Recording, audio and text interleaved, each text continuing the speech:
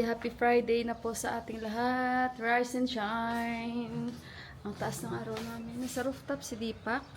Naglilinis siya ng aming vacuum. Tingnan nyo guys, mataas yung araw. Ayan. Maglalaba ulit ako.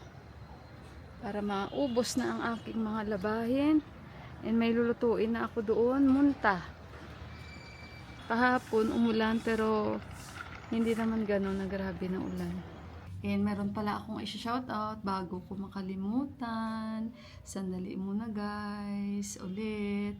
Teka lang, dahil birthday niya po. And talagang taga-subaybay ko po siya. So, si Sis Grace Soles Talon, 59. Sis Mila, ilang beses ko to pinaulit-ulit i-play kasi di ko pa napanood. Pinakikinggan ko lang habang naglilinis.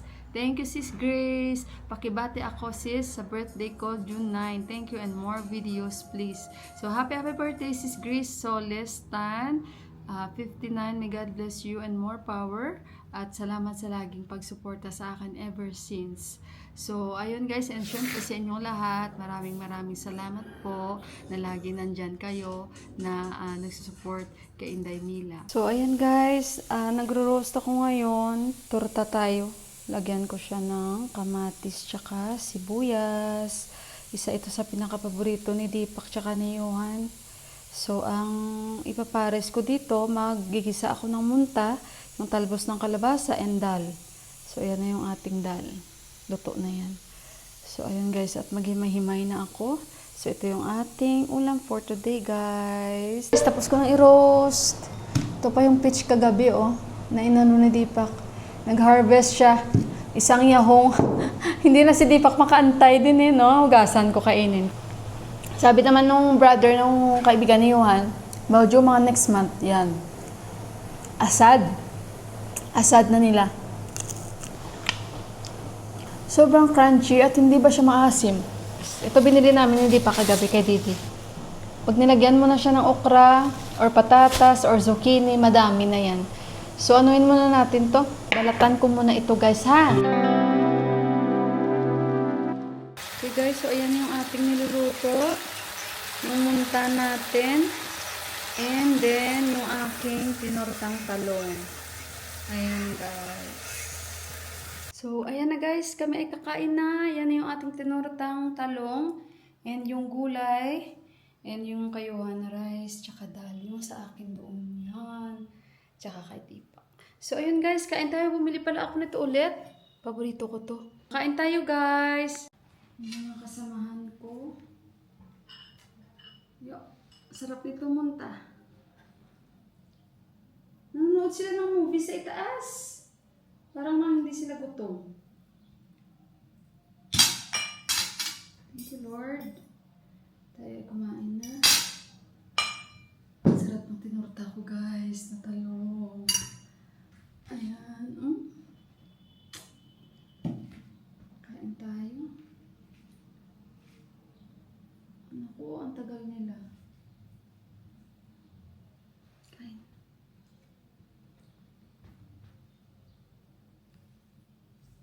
Magsasampay pa ako.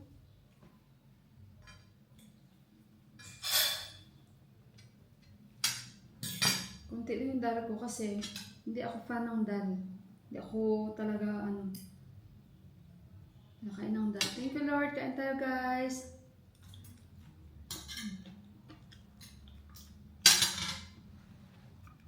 Tinawag ko na sila.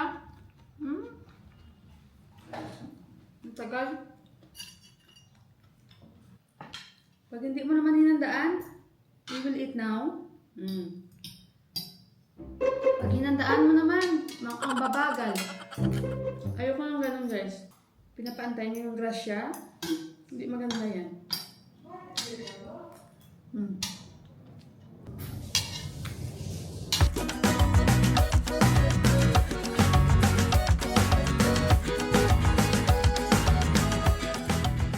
Hello guys.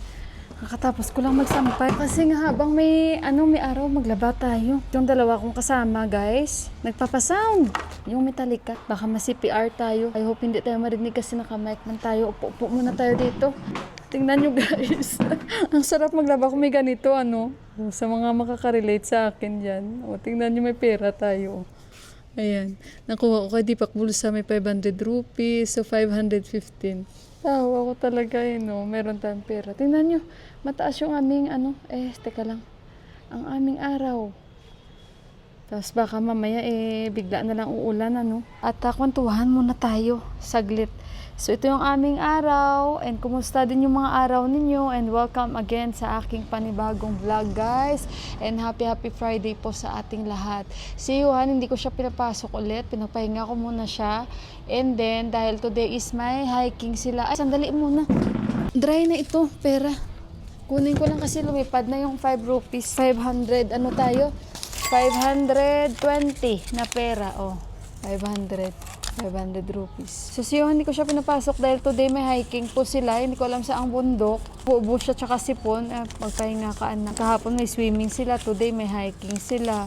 Idlip ako, tapos nagising kami, naidlip ako saglit kasi habang nag-edit ako, antok na antok talaga ako. Hindi to si Rukong.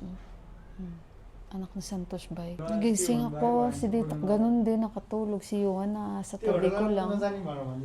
Dahil bukas na yan siya magsisimula sa kanyang bagong trabaho. Pinasok siya ni Deepak. Hindi ko alam ano ang aming magiging snacks. Parang gusto kong gumawa ng siopaw. Ewan ko si Yuhan kung kakain si Yuhan ng siopaw. Yuhan siopaw? Where? Give. Sabi hindi pa no daw, pero give him. Wala pa nga ako ginawa. I did not make it. Our snacks, no? Pinasok yun siya guys sa company nila Angkol. Dalawa na sila. Ay hindi. Marami na yan si Angkol na ipasok doon. Kasi nga, tinutulungan niya ni Deepak. Wala pang vacant doon sa kaibigan, hindi pa papunta sa Romania ata. So, dito muna siya kay Angkol. Kasi maganda yung company nila ni Angkol. Nagising kami na Deepak, grabe yung hangin. Taas yung araw, mataas pa naman, pero parang uulan siya. May sinampay pa ako doon sa taas. Hindi ko naman ang magiging snacks namin. Mabuti, mabilis lang yung idlip ko. Siguro mga more than 30 minutes. Antok na antok talaga ako guys. Kanina, usap pa sila. Ano kaya makakain natin? Pang snacks tayo eh. May 520 tayo na pera. Kaso nakakatamad. Magigisa-gisa na naman ako. Tapos si Mahimay. Okay guys, gumawa ako ng siopaw. Kain kami. Yan yung snacks namin. First time ni Rukom. Rukom ito? Kain si Rukom eh. Ayan guys, mag-snacks muna kami ha. Siopaw. Aming snacks. Ay, mabuti mabilis lang ako gumawa. At saka lemon with honey. Ayan guys, kain tayo.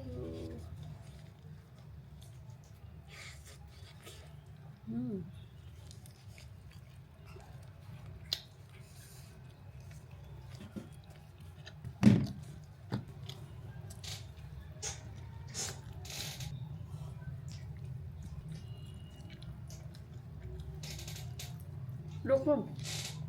By the way guys, nilipat ko na yung ating kamote. Diyan na siya Ayan. And try kong paglilinisan yan bukas. Hindi ko pa alam. Gusto kong magtanim ng sag. At saka yung doon, mag-try ako bawang. Doon. Try natin. Ayan. So at least yung kamote ko nilipat ko na dyan. So dito kami sa rooftop ni Deepak. Ang ganda ng guys. Rice. Ganda guys. Kuha kaya tayo no? Kasi ang ganda ng pwesto niya. Sige, mag-timelapse tayo ulit bago man lang bumaba si Mr. Sunset.